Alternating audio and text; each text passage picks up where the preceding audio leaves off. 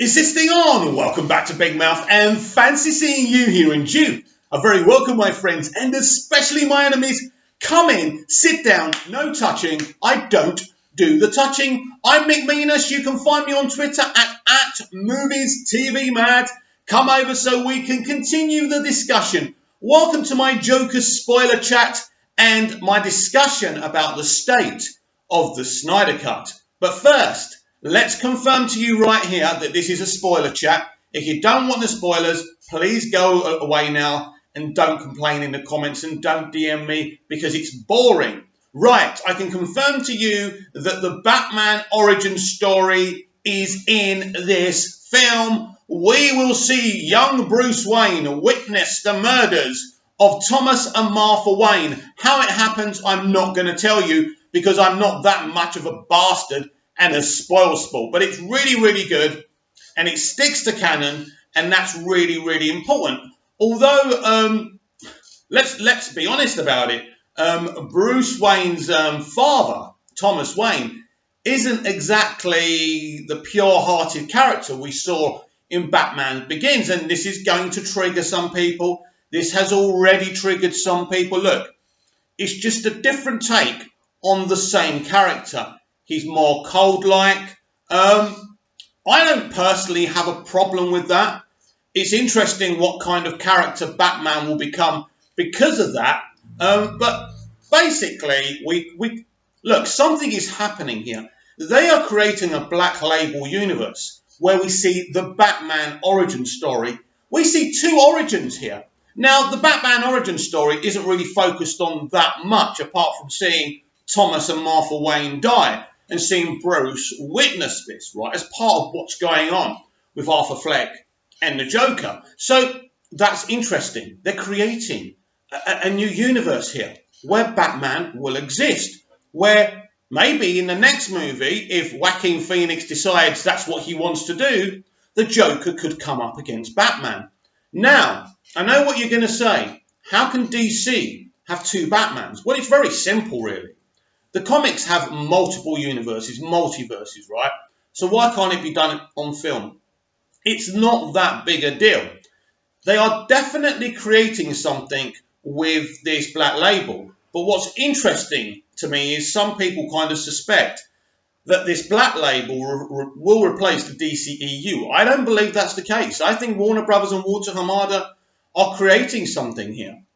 But there's many, many interesting spoiler discussions we can have here. Because a very, very intelligent young presenter at the Venice Film Festival asked both Joaquin Phoenix and Todd Phillips if Arthur becoming the Joker is a victory or a failure. What do you think? Comment down below. This is what I think. It's both a failure and a victory. It's Arthur's victory because it's the only move he can make. Here's another spoiler for you. There's a moment where he can't get his antipsychotic medication to keep him straight, to keep him sane. And he begs and he begs and he begs and they won't give it to him. All his life, be positive. Put on a happy face. What's he going to do without his medication when that's been drummed into him? Become the Joker. But he takes it too far. Of course he does. Because he's a psychotic. He's not well. But bless this character. He's tried so hard to fit into society. This is a character, as part of his condition, he has this hysterical laugh he can't help. And it's a problem for him. Many people who suffer with this condition will identify with Arthur Fleck. I think I mentioned this on the DC Movie and TV Daily. One critic said that this could be a very dangerous film for the wrong person to watch. It could inspire people to become the Joker and kill people. Because no one's ever gone out and killed anyone before the Joker movie or any other film. At the end of the day, isn't this film's responsibility to police who watches it? Society, again, allow people who are not well out there. And that's the Arthur Fleck story, isn't it? So becoming the Joker is society's failure and Arthur Fleck's victory. He's a lot happier being the Joker because he can be himself. He can laugh hysterically and no one could stop him. if they want to live afterwards, right? But this is a very intellectual character as well. Once he becomes the Joker, he becomes a very, very smart person and villain. This film, as I said on my other videos, is a truth teller. And it's really interesting, some of the negative stuff that's coming out, that this is just about justifying the acts of a white man. These are things coming from extreme leftist crazy people. This is not a justification, and this is not about a man. This film is about all of us, man, woman or beast. There's so many of us out there suffering with no support or no help. It's interesting, people who don't suffer with any mental health trauma say, talk to someone, don't be alone, talk to someone. Have you ever suffered with an affliction that keeps you alone, that keeps you in solitude because you're so afraid? How the hell can a mentally ill person, because you have a blue tick and you're beautiful and you're cool, and you're telling them to go and talk to someone, oh, well, I'll go and talk to someone then. It's that easy. No. As I said, I am so passionate about this film because this is amazing what they've done with a DC movie, and as a DC fan, I'm extremely proud of this. But there's another aspect to this. I shouldn't be saying this, but I identify with Arthur Fleck, and you're not going to admit it, but you identify with Arthur Fleck as well, or once you see the film. This isn't every person, not an every man. He's not representing a man. He's representing all of us. And society fails so much of us, so many of us, all the time. Now, most of us, including me, don't go out and put clown makeup on and start killing people and committing crimes and create a revolution. We wouldn't do that, right? Most of us. But at the end of the day, society do have and I know people on the right don't agree with this, but society does have a responsibility, not just governments, everyone. We should be looking after each other a lot better, not picking on people because they're a little bit unique and a little bit different. This is where society fails, people like Arthur Fleck. And so this is why this film is massively important. There has never been a film, and I mean, let alone a film with the DC kind of brand on it, doing something about mental health. And as I've said before, some people say it fails the commentary on mental health. No, it doesn't. It lets you decide. It lets you decide where the blame lies. Could he have been saved? Or was he always doomed to become the Joker? Some of us will say yes. Some of us say society could have helped him. Maybe this was his destiny. I'll tell you something. He's a lot more happier as the Joker. But of course, many people suffer because of one damaged person's happiness. So it's a very interesting conversation that will go on and on and on. People say to me, I hope this movie works out for you because you're so passionate about it and you've really put so much emotion into it. It already has.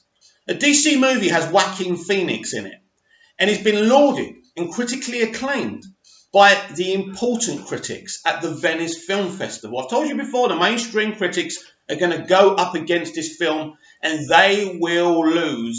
Their voice will fall on deaf ears.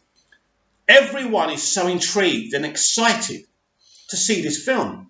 Actresses like Amanda Abington, who's probably never seen a comic book movie before, but she's going to see this. And this is why I'm very confident about this being the most successful R-rated movie of all time. It's massive. And for a movie, a DC movie, to be at the Venice Film Festival and to have an 8-minute standing ovation tells you something. So that's a success in itself. But this film is massive. Massive. Let me tell you the kind of actor that Joaquin Phoenix is. He's at Venice being interviewed and he goes, this is what he said when he was asked something. If people decide to see our little movie. If people decide to see our little movie. That's the most humblest thing I've ever heard an actor say. Because his one agenda is the work, is the art. He's made so many films that have failed, but that's not really his priority, whether a film makes $1 billion or not. It's about him playing a role and immersing himself in the character and the artistic aspect of it. This is what makes him so special. Now, we grew up with actors like this. Those of us who are around my age group, late 30s, 40, 46 like me, right? We saw Robert De Niro, Al Pacino, even Brad Pitt is a great actor. People see him as good looking, but he's a great actor. We don't have actors like that anymore, who are so proud to become the character. Method actors is a thing of the past, but here we are. Joaquin Phoenix, one of the greatest actors of this generation. We have Jesse Eisenberg as well. He's a great method actor as well. He really is. We got him in DC as well, as Lex Luthor. Not the guy I would have chosen as Lex, but what a performance he put on. He did a really, really good job. So basically, it's such an interesting film. And I think it's a bit like the Life on Mars finale, if you ever saw Life on Mars with John Sim and Phil Glenister. The finale lets you decide what happened to Sam Tyler. This film lets you decide with his motivation for becoming the Joker. Is he in charge? Or is his insanity in charge? Again, I'd say it's a little bit of both. So it's just a fascinating film to talk about. And here on Big Mouth and on my Twitter, @MoviesTVMad, we'll be talking about this a hell of a lot more. So now for my Snyder Cut discussion. Where are we at with the Snyder Cut? We have the people who are part of the movement. The people who get 100,000 followers, who've got successful YouTube channels, at each other's throat. John Aaron Garza and the rest of them, and Will Rolling actor on opposite sides, having some kind of war. And you people who are also supporting the movement are taking sides. I will not take sides. I like the screen or film junkie, right? Or whatever you call him, right? I like Will Rowland and I like John Aaron Garza. But I'm not going to take your side. Very shortly, they'll be printing Snyder dollars to send to Ann Sarnoff. Now, what worries me is Will is a big part of that situation, right? And he was a big part of Project Comic Con. Are you not going to be part of that kind of campaign? Because Will is part of it and you've taken the other guy's side. Is this where we are now? Is this how stupid we are? Because right now, Warner Brothers couldn't give a shit. Look how massive Joker movie is going to hit. I mean, as I've said before, how they've kind of restructured themselves since Justice League is amazing. I don't think any other studio could have recovered this quickly. But that's how clever they are. When everyone thought they were going to lose the legal battle for the Superman rights, they didn't. Because this is what Warner Brothers are. You could shove a bomb up their ass, it will explode, and they'll still come up smelling of roses. But you started to make noise. Those of you, prominent people in the Snyder Cut.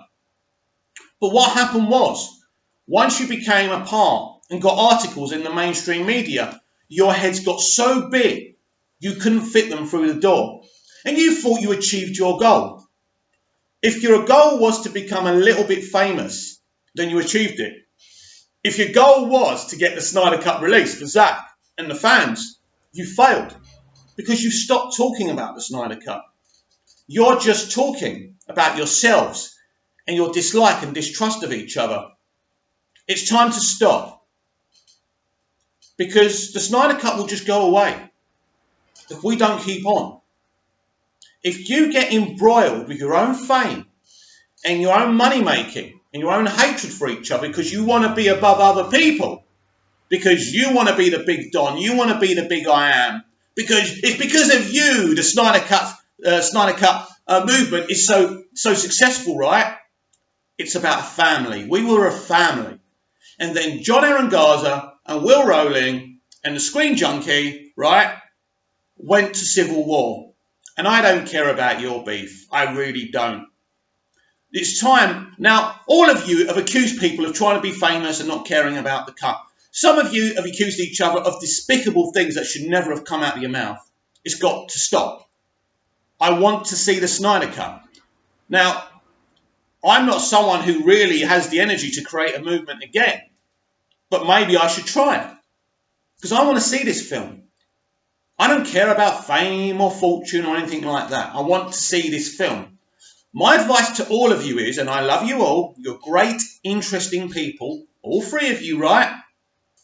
You really are, and I've got a lot of respect for you, but what you're doing now is poisonous and toxic. And you may think it's funny talking about each other. I've seen you with your laughing emojis, but it isn't funny to me. Because if you carry on, you're proving that you're not interested in Zack Snyder, you're not a fan of his work, you're interested in yourselves. So stop the poisonous chat on your videos and on Twitter and get back to the Snyder Cut movement.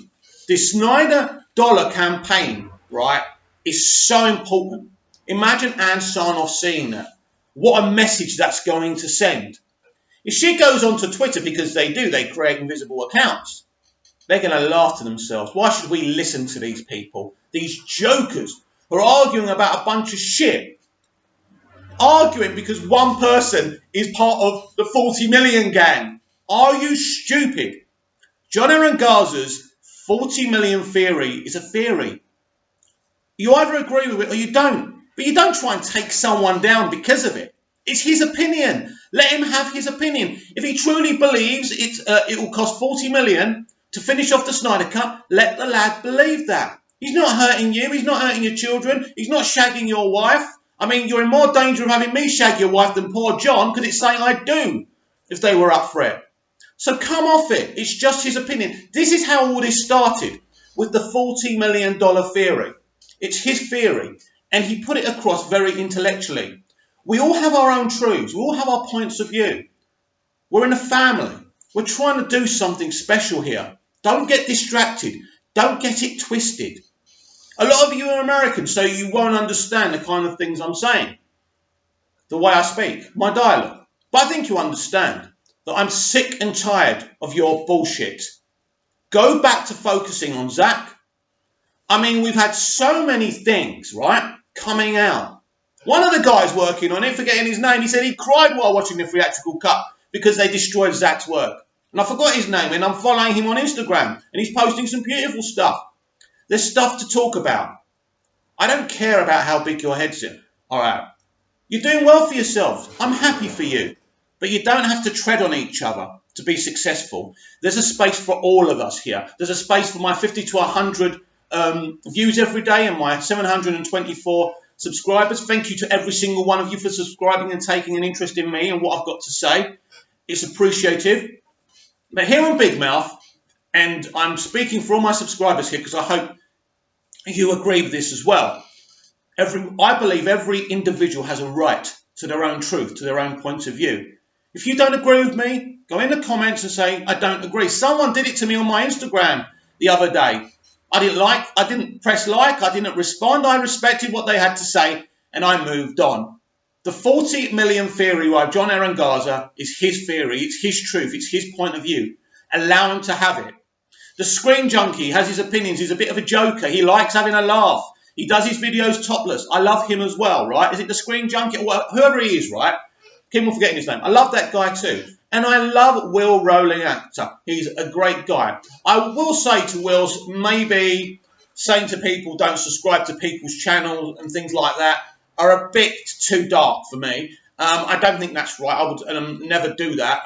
I think what you three have to do, it's like at the moment, right? Let me give you a great example, right? My mum has been seriously ill, some of you know this already, since February, right? She has a proper chest defect. All her organs failed in February. We thought we were going to lose her. We're stuck here in Cyprus. For my mum to be taken in an air ambulance back to the UK where they could get her better, because they can't do it here, is about 50 to 70 grand. I can't afford to do that. So she's stuck in this country. They chucked her out the hospital. They put her in a rehabilitation centre. We were paying 3.5 grand a week. And my poor dad couldn't keep up with it. Then we brought someone to look after her here. That didn't work out. And she had to go back to intensive care. And my whole family is attacking each other because nobody knows what to do. So I said to them, listen, I can't stand any of you. I hate all your attitudes. This is our mum. If it was the other way round, my mother would be fighting the government in this country and everyone to get me or my brothers or sisters the care they deserved. And we're not doing that. We have let her down. And you're letting Zack Snyder down by fighting amongst yourself, thinking you're all clever and big and hard because a few people mentioned you in a few articles. So it stops now. If you can't get on with each other, don't talk to each other, don't get involved with each other. But the Snyder Dollars campaign is very, very important. So I want you talking about it and getting with the program. So Will, you're awesome. You've got involved with this, but don't go around telling people not to follow this one. Calm down on it and get back to focusing on the release the Snyder Cut. I want to see more hashtags release the Snyder Cut. There's more hate than release the Snyder Cut hashtags. That disappoints me too. The Screen Junkie, or whatever you're called, love you, dude. You're hilarious. You're very talented.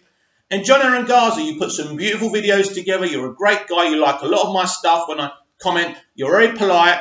I like you too. Now, when there's a fight, everyone's to blame. It's not just one person. So accept the blame, move on, and don't be involved with each other, right? Be friends with who you want to be friends with. Don't talk about each other. Hashtag release the Snyder Cut and stop this childish bullshit, please.